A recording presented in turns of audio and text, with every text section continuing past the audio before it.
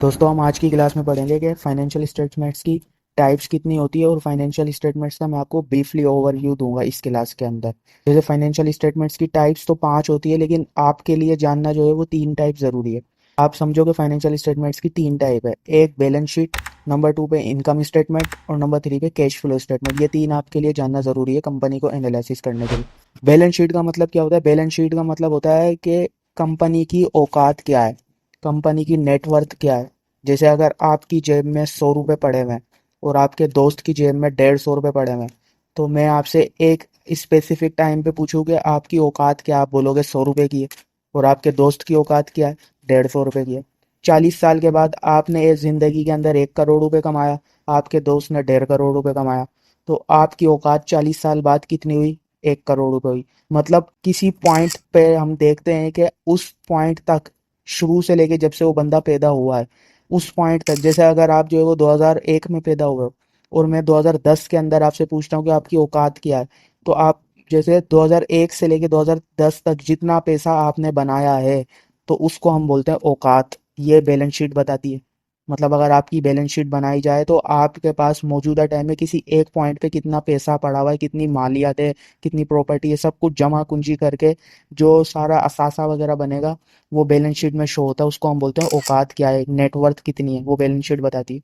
Income statement के बारे में अगर मैं आपको बताऊं, इनकम स्टेटमेंट का मतलब होता है कि एक साल के अंदर कितना कमाया। जैसे इनकम स्टेटमेंट हर साल की बनती है, जैसे बैलेंस शीट मैंने आपको क्या बताया, जब से कंपनी बनी है उस पॉइंट से लेके आज तक उस कंपनी की औकात क्या है, उसके बाद उसकी नेटवर्थ क्या है, ये बैलेंस शीट बताएगी आपको।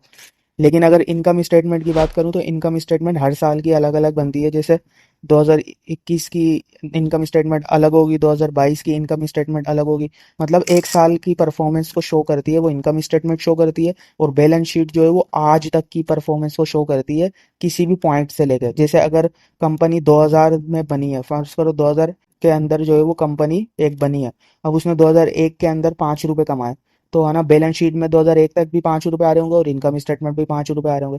अब 2002 के अंदर उसने 6 रुपए कमाए, तो इनकम स्टेटमेंट में 6 रुपए शो हो रहे होंगे, लेकिन 2002 में बैलेंस शीट पे 11 रुपए शो हो रहे होंगे।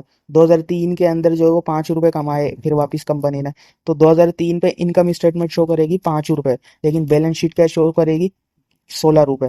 तो बैलेंस शीट ओवरऑल मतलब शुरू से लेके आज तक किसी बंदे के पास कितना पैसा है, कितना प्रॉपर्टी है, जो भी चीज़ है वो सारी बैलेंस शीट में आती है। और एक साल की इनकम, बचाया क्या है, कारोबार करके क्या चीज़ कमाई है या नुकसान हुआ, वो इनकम स्टेटमेंट के अंदर आता है।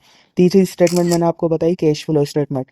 कैश फ्लो स्टेटमेंट का मतलब ये होता है कि पूरे साल के अंदर, ये भी एक साल की होती है, मतलब इसमें भी एक साल की परफॉर्मेंस आ रही होती है। इसका मतलब ये होता है कि पूरे साल के अंदर पैसों की लेन देन कितनी हुई है, उसको हम कैश फ्लो के अंदर शो करते हैं। जैसे कंपनी के पास शुरू के अंदर साल में 100 रुपए पड़े हुए थे, लेकिन कंपनी के साल के एंड पे जो है वो 20 रुपए पड़े हैं, तो कैश फ्लो स्टेटमेंट के अंदर 80 रुपए शो होंगे। मतलब कैश कितना रोल हुआ है, आया गया है, कैश की रोल फॉरवर्ड कितनी हुई है, रोलिंग कितनी हुई है कैश की, वो कैश फ्लो स्टेटमेंट के अंदर शो होता है। अच्छा, ये मैंने जो है वो तीनों स्टेटमेंट का ब्रीफली ओवरव्यू दिया है। अब मैं तीनों स्टेटमेंट को एक एक करके बहुत ज़्यादा डिटेल के अंदर जो है वो एक एक क्लास लगेगी, हो सकता है बड़ी क्लास भी लग जाए, तो एक एक करके मैं डिटेल के अंदर जो है वो बैलेंस शीट को, इनकम स्टेटमेंट को और कैश फ्लो को एक्सप्लेन करता हूँ अगली क्लासों में। एक एक क्लास अलग अलग उस पर बनाएंगे, एक बैलेंस शीट पे बनाएंगे, एक इनकम स्टेटमेंट पे बनाएंगे और एक कैश फ्लो पे बनाएंगे। तो तीनों को एक एक करके डिटेल में एक्सप्लेन करके समझते हैं कि असल मकसद क्या है, क्योंकि इसको जितना अच्छा हम समझेंगे उतना हमारे लिए कंपनी को एनालाइज करना अच्छी तरीके से और कंपनी को अच्छी तरीके से समझना उतना ही आसान होगा, जितनी तरीके जितना अच्छा हम इन इन स्टेटमेंट्स को समझेंगे।